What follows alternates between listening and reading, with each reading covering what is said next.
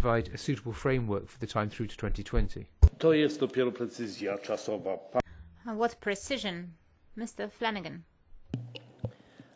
Thank you. Very interesting. The two are cult figures in Ireland, and in particular, Commissioner Vestager, you're a cult figure because you tried to give us well over €10 billion back, and our government is resisting it. But keep trying. You can give it to me, and I'll bring it home, no problem. In relation to this whole idea of competition and the EU respecting competition law, I think we have to look at how CAP has been distributed. Now, I can only talk for my own country because we seem to have done it in a special way.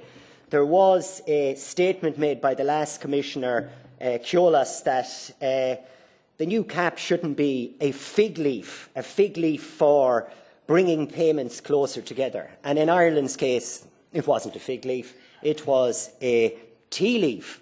It was even less. And we now have a situation which seems to be okay with the EU, but we seem to run down this road more than anyone else, where one farmer beside another farmer, one could be getting €1,000 per hectare, and their neighbour could be getting €0 per hectare. And in Ireland, you're expected to compete. Now, you did mention, and it was a good point, that part of CAP was to improve the productivity of farmers.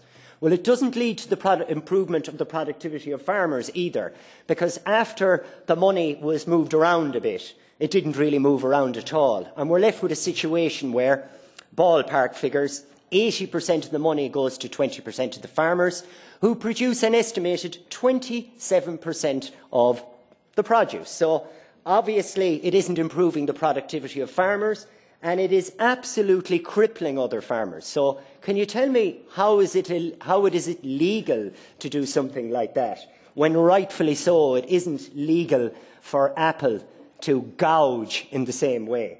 Now, you mentioned, Commissioner Vestager, you also mentioned cases where the EU Competition Authority and where something has been done about situations where competition will be threatened.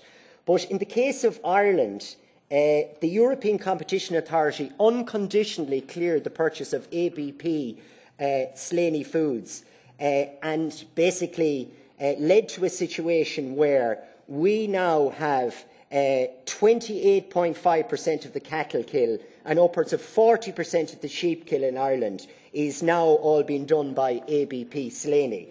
Yet, on the other side of the coin, if producers decide to get together, they are limited to a maximum of 15% of the market. So it seems that that isn't really very fair. I'm just wondering, why was that merger cleared? And was it because you're judging it on competition all around the EU and not just in Ireland? And if that's the case, that doesn't really work. Thank you. Sorry for being 9 seconds, 10 seconds over.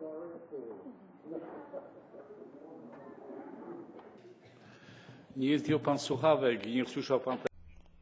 you didn't hear.